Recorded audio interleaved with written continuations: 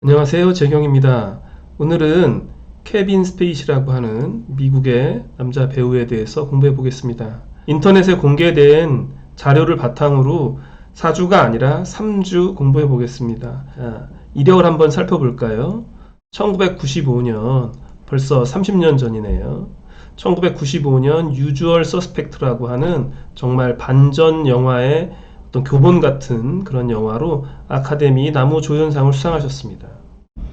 그로부터 4년 뒤에 미국의 중산층 남자, 소심한 남성의 어떤 일탈, 이런 부분을 보여줬던 영화로 아카데미 남우주연상을 타셨어요. 4년 만에 남우조연상에서 주연상으로 큰 상을 받으셨죠.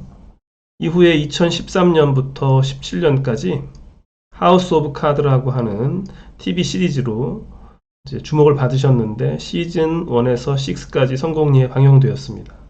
미국의 정치권을 배경으로 한 흥미진진한 드라마였죠. 그런데 시즌 6가 이제 방영되고 시즌 7에 대한 얘기가 오갈 무렵에 2017년 10월에 사건이 하나 터집니다. 남성 미성년자 성추행 관련해서 폭로가 터진 거예요. 안타까운 점은 이 성추행 폭로 사건이 이후에 무죄 판결을 받았어요. 하지만 어쨌든 남성 미성년자 성추행을 했다라는 이런 다양한 제보가 이어졌고 이런 부분이 이 배우께서 작품 활동을 더 이상 할 수 없는 상황으로 치닫게 됩니다. 이후에 이분은 본인의 성적 취향, 성소수자임을 커밍아웃 하셨고요.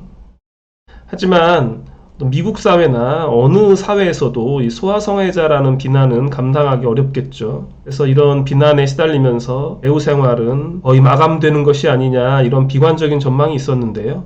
그런 세간의 비관적인 전망에도 불구하고 2025년 올해 5월 정도에 홀리가드라고 하는 영화로 복귀하신다는 소식이 들려왔어요. 감독도 하시고 배우도 하시고 다재다능한 분이시죠. 원래 이분이 데뷔하실 때는 코미디언으로 데뷔하셨다고 하더라고요. 저도 이번에 자료를 찾아보다 알게 되었습니다. 코미디언으로 데뷔하셨고 배우로서의 대단한 업적을 쌓게 되신 것입니다. 어쨌든 간추려보면 대단한 배우심에 분명한데 1995년 이후 승승장구하시다가 2017년 정유년이죠. 이 해가 정유년에 커다란 구설에 시달리시면서 경력을 접고 은거하시다가 25년에 재기의 발판을 마련하시는 그런 시기라고 보면 되겠습니다. 간략하게 4주 한번 안내 드려볼게요. 이제 미월, 이제 7월생이시잖아요. 4주상으로는 약간 늦은 여름이라고 하는데요. 이런 늦은 여름에 26일에 기유일에 출생하셨습니다.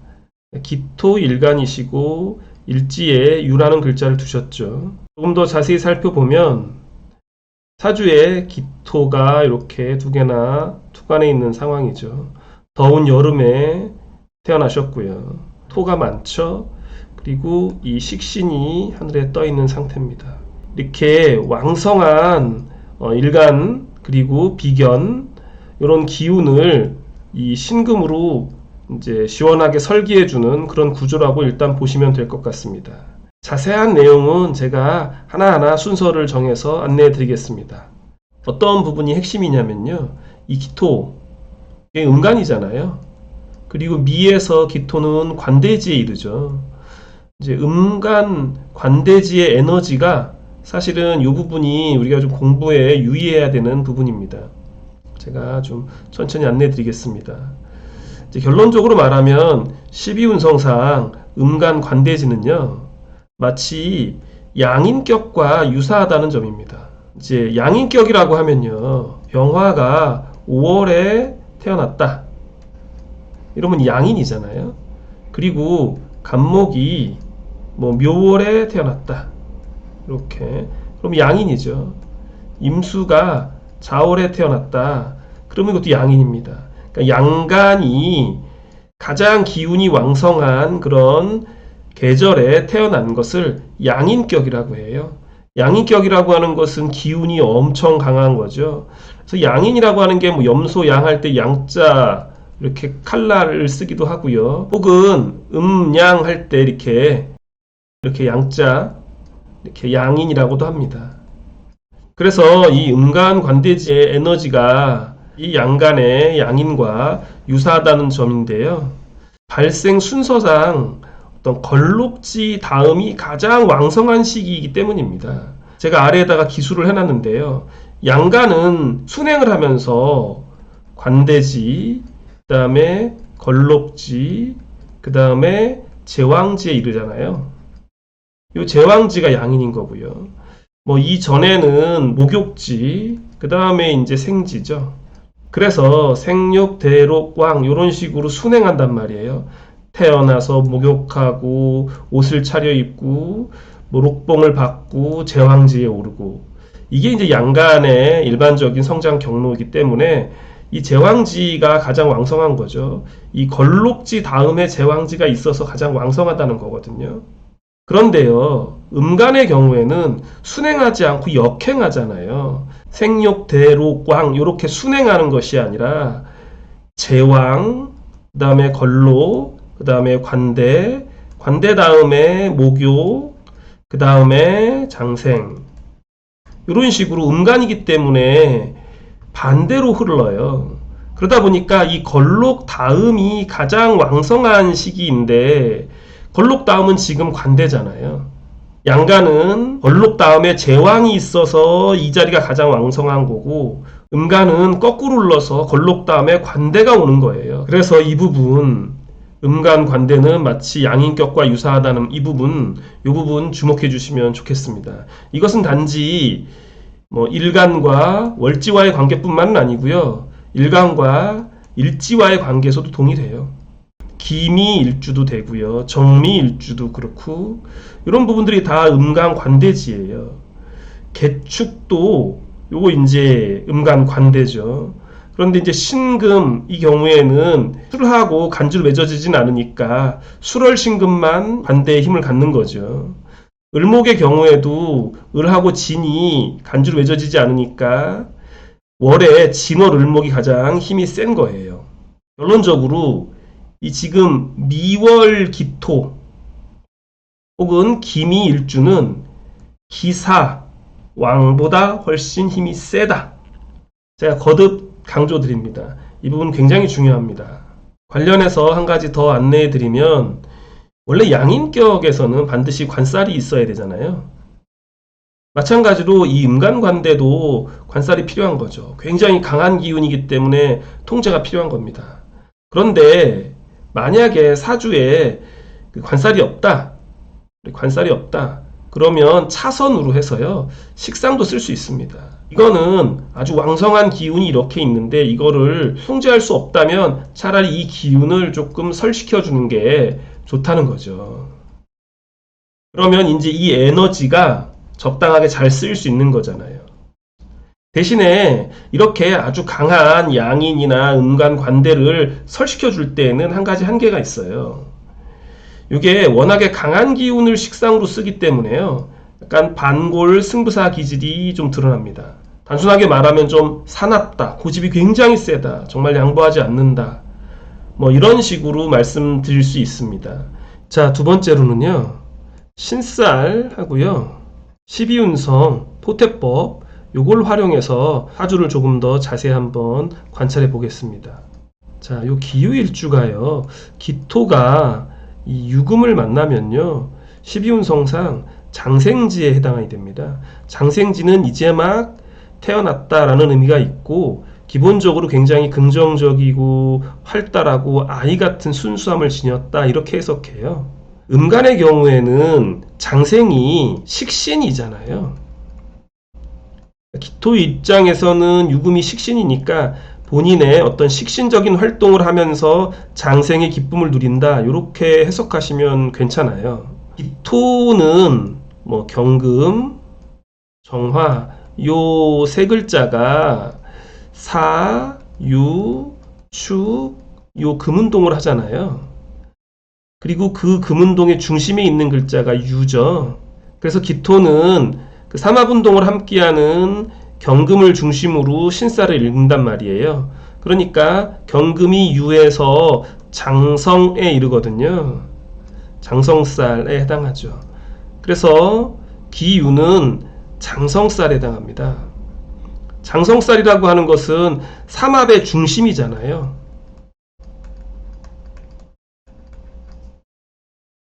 그래서 어떤 강력한 카리스마로 주변 사람들을 장악하고 대장 노릇을 하는 게 이제 삼합의 중심인 장성이죠. 참 두 가지가 복잡하게 얽혔죠. 장생의 어린애 같은 속성과 장성살의 어떤 장군 같은 그런 기질, 이 두 가지가 함께 어우러진 게 바로 기유일주죠.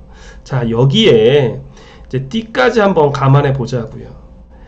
돼지띠 입장에서 이 유는요, 요거는 제살이에요. 해석에 테크닉을 좀 알려드리면, 자, 띠 기준으로 12신살을 읽으면 지금 이 경우에는 제살이잖아요. 띠 입장에서 제살인 거예요. 그러니까 띠의 해묘미 목운동을 하는 입장에서 유라는 것이 그것을 막았다, 그것이 재앙이다, 이런 뜻이에요. 이것을 국가자리라고 읽는다면 국가에서 나에게 강요한 것에 대해서 나는 그것을 대항했다, 이렇게 읽을 수 있죠. 혹은 이 자리를 조상자리라고 읽는다면 조상이 나에게 주어진 책무를 나는 안 하겠다, 이런 거죠. 예를 들면 아주 극단적인 얘기긴 하지만 조상 입장에서 자손을 번성하게 하는 걸 원할 거 아니에요. 아들, 딸 많이 낳아서 자손을 많이 번식시키는 걸 좋아하잖아요. 조상님들은 일반적으로. 그런데 이 조상님의 뜻이 유를 만나면 어떻게 돼요? 나는 못하겠다, 대항하는 거죠. 그러니까 조상의 뜻을 위반하는 거죠. 혹은 부모님 혹은 할아버지, 할머니가 너는 법관이 되거라, 너는 공부 열심히 해서 의사가 되거라 라고 하는 전통적인 직업을 나에게 강요했다 쳐요. 하지만 나는 아니에요, 난 싫어요, 나는 배우 할 거예요 하면서 저항하는 거죠. 그러니까 나보다 더 권위 있는 어른 혹은 권력 기관의 어떤 강요나 어떤 압박 혹은 강권에 대해서 내가 저항한다라는 의미도 있는 거예요. 세 번째로는요, 일지에서 투관한 신금, 요걸 말하는 거죠. 요것을 그 비견 기토하고 공유하고 있는 이런 구조에 대해서 좀 설명을 드릴게요. 자, 우리가 천간에 어떤 글자가 떠 있을 때 있잖아요. 하늘에 떠 있는 글자, 천간이 떠 있을 경우에 중요한 것은요, 뿌리를 어디에 두고 있냐, 뭐 이런 부분이 중요해요. 이 경우에는 지금 기유 일주 일지에 뿌리를 내리고 있잖아요, 신금이. 여기는 아까 해였고 여기는 미였잖아요. 그러니까 여기는 뿌리를 두고 있지 않죠. 그래서 이 신금의 정체성은 여기서 비롯됐잖아요. 그리고 이것은 이 일간 거잖아요. 그러니까 일간 기토의 식신인 유에서 투간한 식신이 있는 거죠. 그리고 이 식신을 지금 연간에 있는 기토하고 함께 이렇게 생하고 있는 모습입니다. 이제 설명을 해보면 이거는 나의 재주에서 비롯된 식신을 연간에 기토하고 공유하고 있는 거예요. 이걸 조금 더 현실적으로 말하면요, 자, 내 재능에서 비롯된 어떤 일거리를, 식신은 일거리잖아요. 이거를 비견과 공유하는 공동작업을 하고 있다는 그런 의미라고 파악하시면 됩니다. 이 공동작업의 주제자가 누구냐 이거예요. 누가 핵심이냐 이거죠. 이 식신 나한테서 나왔잖아요. 그러니까 이 공동작업의 어떤 핵심 멤버는 나다. 나의 재주에서 비롯된 거다. 이거는 굉장히 중요한 어떤 힌트를 우리에게 주는 겁니다. 만약에 이 유가 여기 있었다, 그러면 연간에 있는 기토의 어떤 재주에서 비롯된 거를 내가 같이 해주는 게 되는 거고요. 지금의 경우에는 그 반대잖아요. 그러니까 이 능력이 얼마나 빼어난 능력입니까? 굉장히 내가 카리스마가 있는 거죠. 내가 능력이 있는 겁니다. 그럼 기토는 뭘 갖고 있었어요? 아까 여기 해가 있었잖아요. 해라고 하는 것은 재죠, 재. 뭐 재는 돈도 되고 어떤 기반도 되잖아요. 그러니까 이 경우에 비즈니스를 한다면 금전을 투자하는 사람은 기회고 능력은 나한테 있는 거예요. 이 사람은 돈을 대고 나는 재주를 대갖고 큰 사업을 한다. 이렇게 해석할 수 있는 겁니다. 이번에는 기유하고 이 기해를 좀 비교해 볼게요. 앞서 우리가 신금을 함께 공유하고 있는 구조라고 했고 나는 재주가 있고 기회는 돈이 있다 이런 관점에서 설명을 드렸는데요. 이 부분을 운동성 관점에서 다시 한번 살펴보겠습니다. 이 유라고 하는 것은요 사, 유, 추, 요 삼합운동을 하죠. 그리고 이 해는 해, 묘, 미 이렇게 삼합운동을 합니다. 그래서 유는 사유축 삼합운동의 가운데 있는 중심에 있는 글자고요. 해라고 하는 것은 해, 묘, 미 삼합운동의 첫 글자죠. 그래서 유는 사유축의 장성이고 해는 해, 묘, 미의 지살, 출발을 의미하거든요. 이 일간의 힘을 가늠하는 것 뿐만 아니라 어떤 에너지가 어떤 방향으로 흘러가느냐도 되게 중요하거든요. 그래서 설명을 좀 해보면 기유는 사유축, 금, 식상운동의 중심이라는 거예요.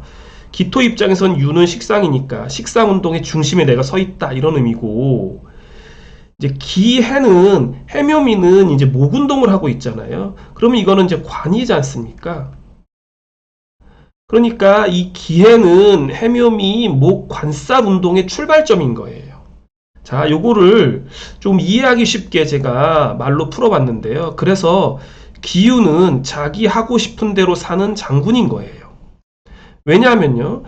기 입장에서 사유축 금은 식신이니까 식신은 내 맘대로 하는 거잖아요. 그 기의 중심에 내가 있잖아요. 그러면서 내가 장군 노릇하는 거잖아요. 그러니까 기유는 내 하고 싶은 대로 하는 장군인 거예요. 그런데 기해는 뭐예요? 기해는 정관운동의 출발점이잖아요. 해묘미 목운동에서도 맨 앞에 있는 애기 같은 거 아니에요. 그러니까 기해는 관운동, 즉 도덕률. 기해는 그런 도덕률에 눌려있는 일종의 초보선비 같은 거죠. 한마디로 기해는 약간 기가 죽어있고 남들 눈에 눈치 보고 이런 느낌이고 기유는 자기 맘대로 사는 거예요. 자, 이런 부분이 케빈 스페이시의 어떤 성적 취향에도 반영되고 있다는 것이 저의 생각입니다. 물론 굉장히 조심스러운 부분이긴 한데요. 자, 보세요. 기토 입장에서 똑같은 기토지만 나는 상대를 제압하려는 속성이 아주 강한 장군이고요. 상대는 기가 죽은 초보 선비 같은 입장이잖아요. 마치 어떤 아주 마초 같은 남자가 어린아이 같은 남자를 내 뜻대로 하는 그런 구조잖아요. 마침 이것도 제가 인터넷에서 좀 서치한 자료인데 어린 남성 취향이었다는 거예요. 특히나 뭐 동양 이런 부분을 좋아하셨대요. 그러니까 이 취향이 어디서 드러나고 있냐 이거죠. 물론 이런 어떤 인간의 내면적인 취향까지 사주에 다 드러나 있다. 100% 그게 맞다. 이런 얘기를 하고 싶은 건 아니고요. 어떤 그런 상황이 주어지면 우리가 읽을 수는 있다는 거예요. 어떤 부분에서 찾아볼 수 있냐 이거죠. 같은 날에 태어나신 분들 중에 다양한 취향이 있고 그 취향은 저는 옳고 그름은 없다고 생각합니다. 다만 어떤 사주의 주인공이 이런 취향이 있다면 그것이 어디서 비롯됐는지는 우리가 좀 알 필요가 있다는 거예요. 그래서 다시 한번 정리를 해보면 이런 거예요. 뭐 반복되는 얘기지만 동일한 기토, 비견 관계인데 기유는 아주 강렬한 에너지를 가진 리더십을 가진 장군 같은 사람이고 기에는 샌님, 초보 선비 같은 이미지인데 이 글자가 이 글자를 통제하고 규율하고 있으니까 나는 상대에 대한 통제 규율의 욕구가 아주 강한 사람이다라는 게 드러나잖아요. 그리고 앞서 잠깐 설명드렸는데 이 띠에서 비롯된 것을 일지에서 거부한다는 것은 사회적인 룰을 안 따라간다는 의미도 되잖아요. 뭐 그것이 아이를 많이 낳을 것이냐 안 낳을 것이냐, 결혼을 할 것이냐 안 할 것이냐, 뭐 결혼의 상대는 동성이냐 이성이냐, 뭐 여러 가지 취향이 나올 수 있지만 케빈 스페이시 이분의 경우엔 이렇게 드러난 게 아니냐, 이게 제 생각입니다. 지금부터는 운을 좀 살펴보려고 합니다. 뭐 사주도 중요하고 또 운도 중요하잖아요. 이제 이분의 발복 시기가 만 36세 정묘대운 을해년부터 본격적으로 발복하셨어요. 이때가 앞서 설명드린 유주얼 서스펙트라고 하는 영화, 이걸로 이제 아카데미 조연상 받으실 때죠. 그리고 4년 뒤에 아카데미 주연상 받으셨잖아요.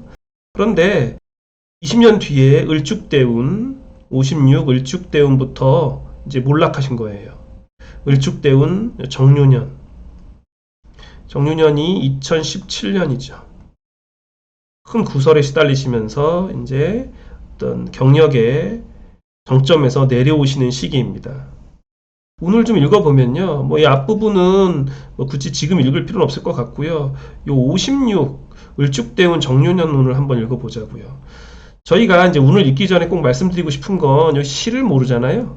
그래서 사실은 이 지금 제가 읽고 있는 운이라고 하는 것은 공부 차원에서 읽는 거지 정확한 건 아닙니다.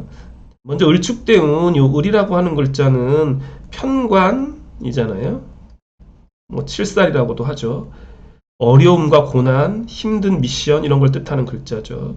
그리고 이 축이라고 하는 것은 뭐 기토 입장에서는 비견은 비견인데 나를 임묘시키는 비견이죠. 나를 답답하게 하는 어떤 동료가 될 수도 있고요. 그러면서 나의 사회성 자리, 월지를 두들깁니다. 그러니까 사회성에 큰 변화가 생길 시기가 도달한 겁니다. 만 56세 요 운에서 생애 주기상 이 정도에 이르면 이런 일은 누구나 겪게 될 수도 있죠. 그런데 중요한 것은 이 정유년 운이에요. 정유년이 되면요, 정화가 신금을 도식하잖아요. 무슨 얘기냐면요, 가만 보면 일간이 이렇게 왕성하고 비견도 이렇게 많고 해서 식신으로 설하는 게 아름다워서 좋은 구조를 짠 거잖아요. 그런데 이 신금이 정화에 의해서 타격받고 있는 거죠. 그러니까 이런 걸 일종의 도식, 밥그릇이 엎어졌다라고 읽을 수 있죠. 이 정유년 이전 운이 병신년이었잖아요. 그러니까 병신년에서도 이 신금이 합돼갖고 작동을 안 하니까 이때부터 운은 안 좋은 거예요. 그런데 정유년에 더 큰 일이 벌어질 수 있는 거죠. 왜 그러냐? 이 유라는 글자가 이제 들어오잖아요.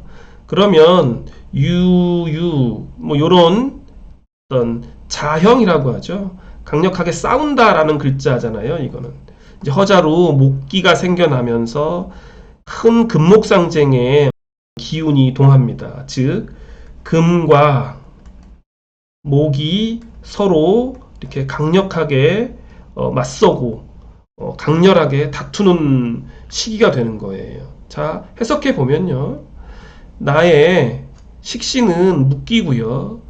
나는 그래도 어쨌든 뭔가를 해보려고 금기, 식신을 막 쓰려고 하는데, 그런데 이 목기, 사회적 어떤 관습, 사회적인 룰과 정면 충돌하는 거죠. 물론 이것만으로 그해의 어떤 안 좋은 일을 다 설명할 수는 없어요. 시를 모르는 상태에서 이런 운을 읽는 것은 굉장히 섣부른 시도예요. 하지만 뭐 예를 들면 가령 어떤 시인지를 추측을 한번 해보자고요. 갑기야 또 무진이니까 무진 기사 경오시가 되잖아요. 경오시라고 한다면 이제 을목이 들어와서 경금을 정지시키고 합돼서요, 정화가 신금을 도식시켜버리면 그러면 나는 쓸 수 있는 식상이 없어지는 거잖아요. 그렇게 사주에 비견만 많이 남게 되면 당연히 쟁제의 기운이 움직이죠. 어떤 쟁제라고 하는 것은 금전을 잃는다 이런 뜻도 있지만 어쨌든 재에 문제가 생기면 관까지도 흔들리니까요. 다른 시로 읽어볼 수도 있어요, 당연히. 다만 이제 지금 생각나는 대로 한번 경호시를 생각해 본 겁니다. 다시 한번 처음으로 돌아가서 체크해 보겠습니다. 자, 지금까지 케빈 스페이시 1959년 7월 26일생 이분 사주 한번 체크해 봤습니다. 시를 모르기 때문에 많은 한계는 있었지만 이분을 이해하는데 조금은 도움이 되지 않을까 싶고, 이분을 이해하는 것도 중요하지만 우리가 사주 공부하는데 어떤 많은 힌트를 얻었으면 하는 바람에서 준비해 본 영상입니다. 학습 내용은 제가 중원부원 아주 많이 말씀드린 것 같아요. 참 두서없이 말씀드린 것 같아서 죄송한데 어쨌든 우리 구독자 여러분들께 조금이나마 도움이 됐으면 싶고요. 참 이분 저도 참 멋진 배우라고 생각했던 분인데 안타까운 중간에 어려움은 있었지만 사실 어떤 어려움 없이 성공하는 사람이 어디 있겠습니까? 본인이 잘못한 게 없는데 억울하게 마음고생 하셨다 하더라도 그것을 기반으로 더 크게 성장하실 수 있을 거라고 믿습니다. 특히 예술가라면. 준비하신 이 홀리가드라는 그런 작품도 기대됩니다. 또 배우로서, 감독으로서 더 큰 성공 거두시기를 기원드립니다. 감사합니다. 오늘은 여기까지 하겠습니다.